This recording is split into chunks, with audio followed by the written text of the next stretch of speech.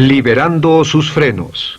Hace muchos años, cuando comencé a estudiar las emociones negativas, el punto más crítico que descubrí fue que no se puede hacer ningún progreso hacia la salud, la felicidad, el amor y el cumplimiento del potencial mientras se insista en mantener intactas las emociones negativas.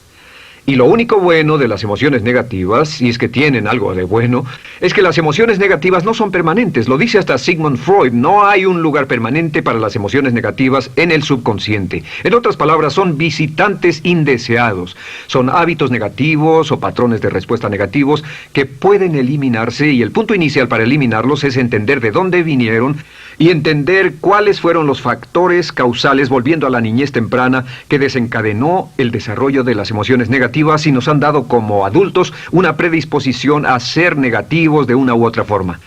Esto nos lleva al condicionamiento de la niñez temprana. Recuerden que ya dijimos que el punto inicial de los patrones de hábitos negativos compulsivos e inhibitorios era la crítica destructiva.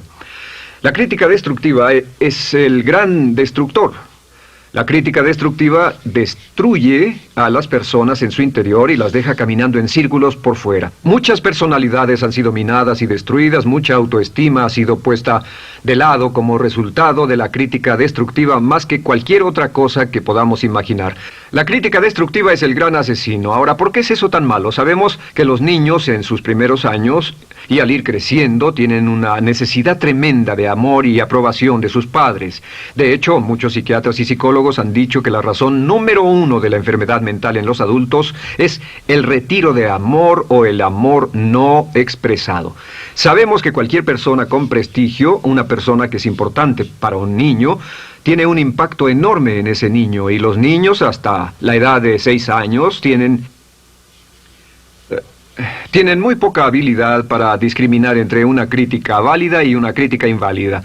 Lo que esto significa es que todo lo que diga un padre o un pariente mayor o una persona mayor, cualquier cosa que diga una persona de prestigio o una persona importante para un niño es aceptada como cierta. Es aceptada como una representación válida de la realidad. Si una madre dice eres un niño malo, o si un papá dice eres flojo, si alguien dice no eres dependiente, o si alguien dice que somos estúpidos o tontos o feos, el niño no tiene capacidad alguna para discriminar entre lo válido y lo no válido. Ese niño acepta eso como una verdadera representación de la realidad. Va más allá de la mente consciente, va directamente al subconsciente y ahí se queda.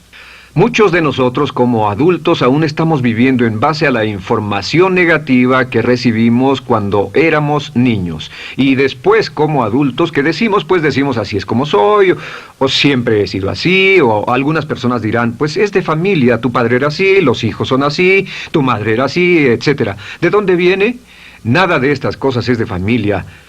Por ejemplo, cuando estaba creciendo, mis padres habían sufrido la depresión y la depresión les produjo un impacto enorme.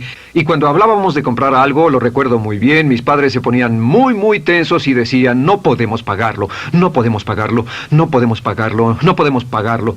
Tenían una mentalidad de carencia, esta mentalidad de no podemos pagarlo toda su vida. Y luego yo crecí y aunque nunca he experimentado la depresión, y la mayoría de ustedes, 10, 20, 30, 40 años después, aún estamos diciendo, no puedo pagarlo, no puedo pagarlo, no puedo pagarlo. Aún tomamos como base esas frases críticas, esas frases emocionales que usaban nuestros padres. Tal vez sus padres les decían como mi padre me decía a mí una y otra vez, nunca acabas lo que empiezas, nunca acabas lo que empiezas. Nunca acabas lo que empiezas. Eres un flojo, nunca acabas lo que empiezas. Y cuando fui adulto tuve muchos problemas para acabar lo que empezaba. Al acercarme al final de la tarea, comenzaba a sentirme ansioso y buscaba cualquier excusa por posponerla o retrasarla. El segundo factor que nos predispone a emociones negativas es la falta de amor. Sabemos que las personalidades de los niños se desarrollan al grado en que reciben una alta calidad y una alta cantidad de amor de sus padres. Existe una relación de 1 a 1 entre la cantidad de amor, la calidad de amor y una personalidad sana. Ese amor negado o la privación de amor es la causa clave de la infelicidad, la negatividad y la enfermedad mental en los adultos. Para que un niño se sienta realmente amado, el niño debe tener padres con buenos conceptos, y la mayoría de nosotros tuvimos padres que fueron víctimas de sus padres, que a su vez fueron víctimas de sus padres. Un escritor famoso dice que todo el mundo es víctima de una víctima. Todos son víctimas de víctimas. Nuestros padres quisieron criarnos de la mejor forma posible, pero ellos mismos fueron víctimas de víctimas. Y para que un niño se sienta realmente amado, deben existir 3 condiciones. La condición número 1 es: los padres deben amarse a sí mismos. Los padres deben amarse a sí mismos. Recuerden, nunca le podrán dar más amor a otros que el que sienten por sí mismos. Si no se aman a sí mismos, no pueden amar a sus hijos. Si tienen un poco de amor por sí mismos, deben difundirlo en sus hijos. Si tienen poco amor por sí mismos y es absorbido por sus esposos, entonces, a veces, aunque deseen amar a sus hijos, no tienen amor que darles. Sus padres querían amarlos y en muchos casos no tenían amor para darles. Y eso es porque nunca lo recibieron cuando crecieron. El segundo requisito es: los padres deben amarse mutuamente. Para que un niño crezca sintiendo confianza en sí mismo, crezca sintiéndose amado, a salvo y seguro, debe crecer en un ambiente donde los padres se amen. No hay nada que le dé más temor a un niño que crecer en un hogar donde los padres peleen entre sí, donde los padres no se amen, donde haya dificultades, porque el niño siempre tiene una tendencia, primero que nada, ser una víctima, pues al niño se le grita y se le vocifera, y entonces cree que la razón por la que mamá y papá pelean es su culpa. Ahora, una investigación interesante: como hay muchas familias de un solo padre, la investigación interesante muestra que cuando uno de los padres se va como resultado de una separación o un divorcio, los niños que quedan invariablemente están convencidos de que la razón por la que el otro padre se fue se debió a algo que él hizo. Y es importante que si un matrimonio o una relación va a terminar y uno se va a ir, que el padre que se quede les diga a los niños una y otra vez que la razón por la que la relación no funcionó no tuvo nada que ver con ellos. Solo tuvo que ver conmigo y con papá, conmigo y con mamá. No tiene nada que ver con el niño. El niño necesita oírlo muchas veces antes de que se sienta confiado y seguro. Y por supuesto, siempre es mejor que un niño sea criado por un padre que lo ama que por 2 padres que no se aman. Una tercera condición que debe cumplirse si no quiere que exista la falta de amor es que los padres deben amar al niño. Los padres deben amar al niño. Bueno, esto parece muy obvio y muy lógico. La verdad es que, y esto es lo más difícil para usted y para mí como adultos, que ni siquiera lo pensamos, que es posible que nuestros padres no nos quisieron. No porque no lo intentaran, querían amarnos y tenían la intención de hacerlo, desde luego, etcétera, etcétera, pero simplemente como tenían conflictos mutuos y problemas sin resolver con sus padres, y sufrieron la guerra y la depresión, tenían que hacer carrera y otras responsabilidades, nunca lo lograron totalmente. ¿Entienden? Esa fue la dificultad. Lo deseaban, pero nunca lo lograron. La única forma en que puede amarse a un niño es pasando una gran cantidad y calidad de tiempo con el niño. Tiempo en gran cantidad y calidad con el niño. 10 minutos al día no bastan. Los niños se consideran valiosos según el grado en que las personas más importantes en su vida pasen tiempo con ellos. Si las personas más importantes en su vida, sus padres, solo pasan poco tiempo con ellos, los niños concluyen que la razón para ello es que tienen muchos defectos, que hay algo esencialmente malo en ellos y que por eso sus padres no pasan más tiempo con ellos. Los niños no piensan con la razón, lo hacen en forma emocional. Solo piensan: mi padre está aquí, me ama, y si no pasa tiempo conmigo, él o ella no me aman. Y si cualquiera de esas 3 condiciones existió o más cuando estaba creciendo, los padres no se amaban a sí mismos, o no se amaban mutuamente, o tal vez no lo amaban porque nunca lo lograron, aunque querían, entonces usted debe haber crecido en conjunción con la crítica destructiva que se llama culpa. ¿Y qué es la culpa? Pues simplemente la culpa es un sentimiento de no valer mucho. ¿De dónde sacamos este sentimiento? Lo obtenemos cuando continuamente gente importante nos critica en nuestra vida y simultáneamente no nos dan el amor que necesitamos. Sentimos que no valemos mucho o que no valemos nada. Y un sentimiento de culpa nos lleva a un sentimiento de falta de mérito, falta de valor y culpa. Y esa culpa, ese sentimiento de falta de mérito, es el mayor problema del siglo XX, la principal fuente de enfermedad mental. Es la fuente principal de los problemas en las relaciones, la fuente principal de enfermedad psicosomática, la fuente principal de la mayoría de los problemas que afectan a nuestra sociedad. Es el profundo sentimiento de culpa y falta de mérito que se expresa o se esconde en los pensamientos o en la actitud: no valgo suficiente, no valgo suficiente. No valgo suficiente. Ya hablamos de la autoestima y de lo importante que es. La autoestima significa me quiero mucho, me quiero mucho, me quiero mucho, me quiero mucho. Las personas que han sido criadas con críticas destructivas durante su vida no solo no se agradan a sí mismas, no sienten que sean lo bastante buenas para nadie, y en muchos casos están llenos de odio por sí mismos. Se odian a sí mismos, se autocondenan o se detestan. Y verán que esto sale en sus conversaciones y sale en sus relaciones con otras personas. Las personas que no se quieren a sí mismas, aunque quieran tener buenas relaciones, simplemente no son capaces de ello. Las personas que piensan que no son buenas para nada siempre lo hacen aflorar, siempre será un problema. Ahora, ¿cuál es la razón principal de la culpa? ¿De dónde viene la culpa? La culpa viene de 3 fuentes negativas: padres negativos, influencias negativas o religión negativa. Una de las 3. Cualquiera de estas 3 usa la culpa. De la culpa se valen y aprovechan, en especial los padres y las organizaciones religiosas, por 2 razones. Una es el castigo. La culpa se usa para castigarnos. Cuando estamos creciendo, el castigar es la forma más fácil de hacer que uno se sienta mal. Nuestros padres nos hacen sentir mal castigándonos físicamente o sermoneándonos o regañándonos. Y el castigo es una forma muy eficaz de irnos conformando o de conseguir que hagamos lo que los demás quieren. La segunda razón por la que se usa la culpa cuando se practica en forma consciente, y algunas organizaciones la practican así, es para tener más control emocional en especial, porque se puede controlar a una persona emocionalmente con culpa y manipular su comportamiento.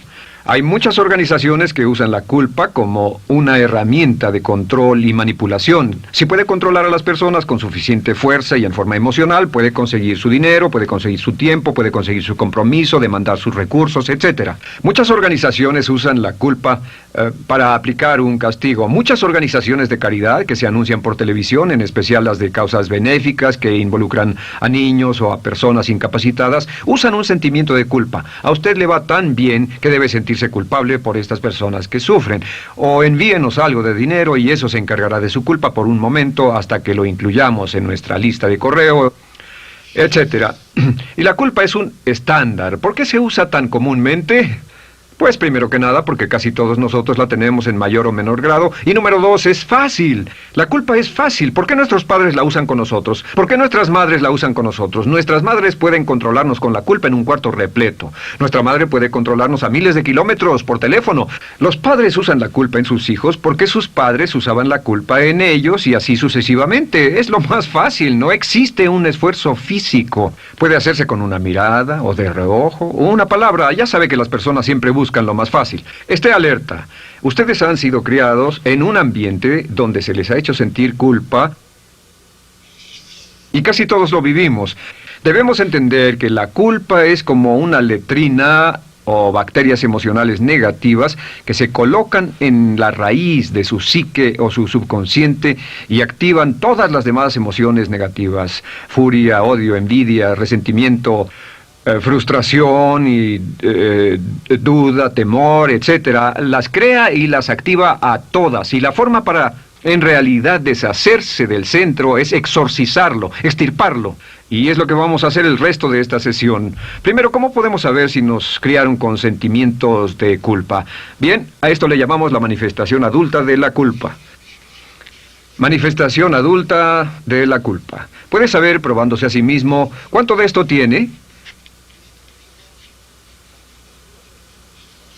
Número 1, la manifestación adulta de la culpa es que tiene sentimientos de inferioridad, sentimientos de inadaptabilidad y de no merecer las cosas. No siente que merezca que le pasen cosas buenas. Si una persona ha sido criada con crítica destructiva y se le hace sentir culpa, entonces cuando logra éxito, aún con un tremendo esfuerzo, tiene una tendencia terrible de sentir que no se lo merece. A esto se le llama, por cierto, temor al éxito. El temor al éxito es solo otra forma de decir que la persona que ha estado condicionada a pensar de sí misma como poco valiosa o no lo bastante buena, se siente muy incómoda cuando experimenta el éxito. Se siente muy tensa y a disgusto. Realmente si sienten demasiada tensión, comienzan a aspirar cocaína, a beber demasiado alcohol, se enredarán en comportamientos autodestructivos, tendrán una sensación tremenda de ansiedad, como si alguien fuera a descubrir algo de ellos. Hay un libro en la librería que dice, si me está yendo tan bien, ¿por qué me siento como un impostor? Tienen el llamado síndrome del impostor.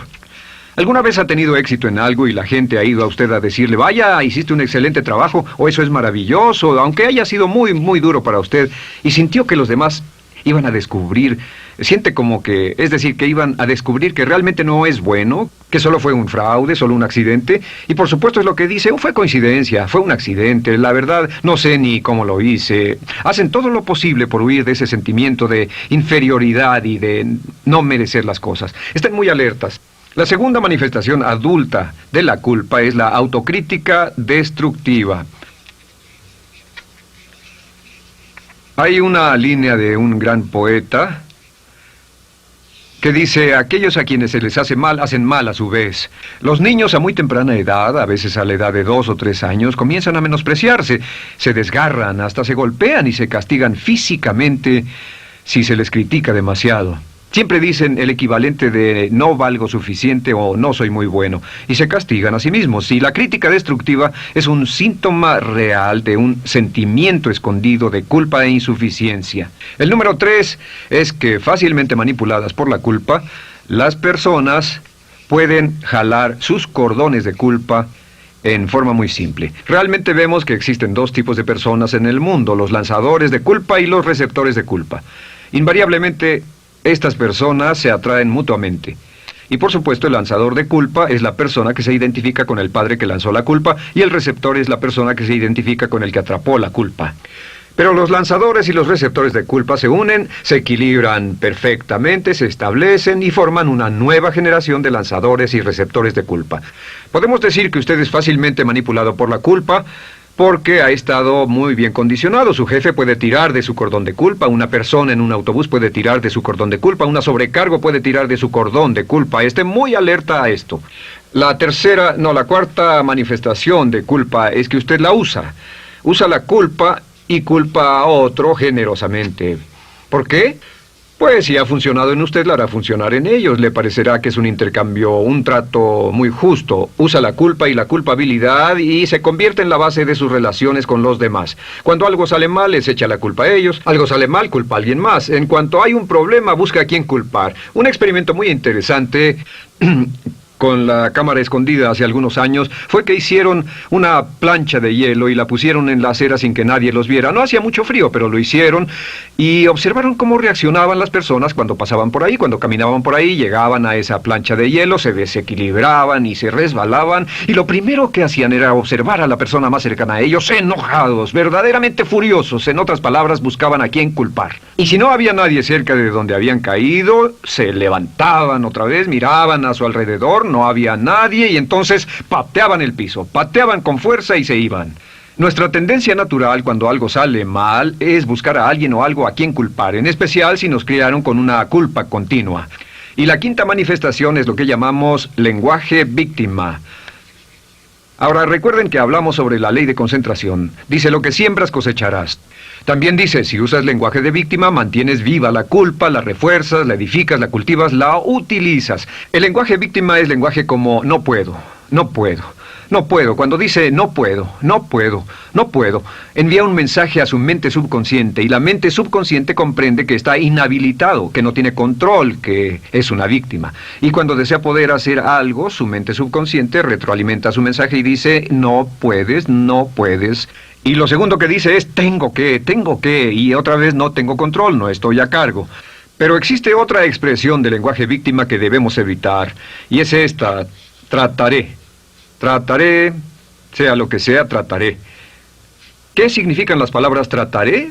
Pues déjenme decirles qué significan. Significan voy a fracasar y lo digo anticipadamente para que no me vengan con represalias. En otras palabras, dice trataré de llegar a tiempo, pero lo que está diciendo es tal vez llegue tarde y no pueden reclamarme porque dije que trataría. Cuando una persona dice trataré, está disculpando su fracaso por anticipado. Si fuera al doctor y el doctor lo examinara, lo auscultara y le dijera, pues está en pésimas condiciones, tendremos que intervenir, debemos llevarlo al hospital ahora mismo, me sorprende que haya llegado aquí. Usted dirá, bueno doctor, espero que haga un buen trabajo. Y él dice, trataré. Si él dice eso, usted seguramente buscará otro médico. O si va a un abogado. Lo culpan de algo y va a un abogado y le presenta su caso y dice, oiga, va a defenderme, y él dice, trataré. ¿Qué está diciendo? Está diciendo, escuche, he estudiado el caso y por lo que veo no hay mucha esperanza, pero lo tomaré de todos modos. Trataré son los que tratan de conseguir que les pague por anticipado. Otro juego de palabras que no debe usar. Por cierto, con respecto a trataré, lo que debe decir es lo haré o no lo haré. No trataré. Si alguna vez en nuestro negocio, tenemos un negocio muy activo, si llamamos a alguien y le pedimos alguna cosa o algún trabajo y dice trataré de conseguirlo para el viernes o trataré de terminarlo a tiempo, al instante sabemos que lo que quiere decir es que quiere sentirse libre, no comprometerse. Así que nunca dejamos que nadie se vaya con un trataré, debe ser hecho o no, y queremos obtener una seguridad. Si hace falta, nosotros lo hacemos. Cuando dicen trataré, lo que están haciendo es que se están lavando las manos. Esté alerta, la otra palabra es desearía. Dicen que un deseo es una esperanza o una meta sin energía detrás. Desearía. ¿Qué significa un deseo? Desearía significa que me gustaría tener algo, pero sé que nunca lo podré tener. Cuando dice desearía bajar de peso, ¿qué significa? Las palabras no dichas son, pero sé que no puedo. ¿Por qué no? Por las excusas que tiene y el metabolismo que tiene y los problemas, etcétera. Siempre hay razones por qué debe salir, etcétera. Desearía dejar de fumar, desearía estar en forma. Desearía, desearía, desearía. Cuando usa la palabra desearía, le muestra al subconsciente que esto es algo que no cree que le sea posible lograr o adquirir. Entonces el subconsciente descarta completamente esto como meta y no le da energía, ni motivación, ni impulso, ni deseo de lograrlo. Así que esté muy alerta al lenguaje víctima. Esté alerta a la expresión sí, pero. O lo haría, sí, pero. Alguien le dice, haga esto, y usted dice, sí, pero. La palabra pero, por cierto, es el gran borrador. Si una persona le dice, podría incrementar sus ingresos o incrementar su rendimiento, ser una persona mejor o más feliz o bajar de peso o lo que sea, no importa. Y usted dice, sí, pero. Lo que está diciendo es que está borrando toda la aseveración que ha dicho antes. Manda un mensaje a su subconsciente que dice, no hay posibilidad.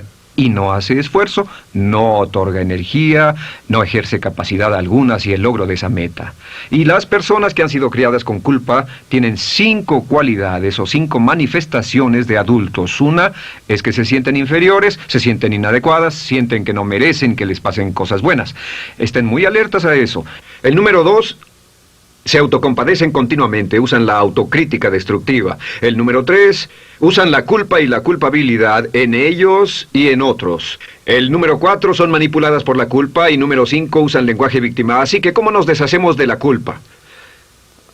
¿No es sorprendente cómo se aclara esto? Este pizarrón, todo se borra. Tengo una varita mágica cuando me voy a sentar al escritorio.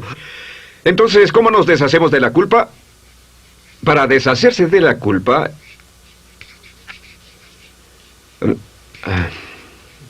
este es el proceso.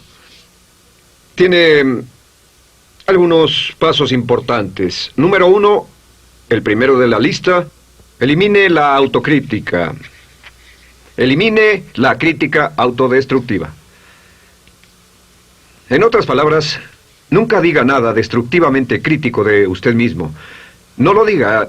Esta es la regla básica. El subconsciente acepta lo que diga usted como cierto, como un mandato. Así que no diga nada de sí mismo que no desee sinceramente que sea cierto. No diga estoy cansado, estoy gordo. No diga no puedo o debo. No diga nada a menos que quiera que sea cierto. Las palabras que van después de la palabra yo son las palabras que su subconsciente registra como mandatos, excepto cuando dice yo desearía o lo intentaré. Así que elimine la crítica destructiva. Siempre hable en términos positivos sobre usted. Me gusta mi persona, puedo hacerlo, lo haré, escogí hacerlo, pero nunca diga no, no puedo. Número 2 es no dejarse manejar por la culpa. Rehúse ser manejado por la culpa. Porque cada vez que le permita a alguien que lo manipule por la culpa, ¿sabe qué pasa? Refuerza y hace más poderoso el efecto de la influencia de la culpa en su vida.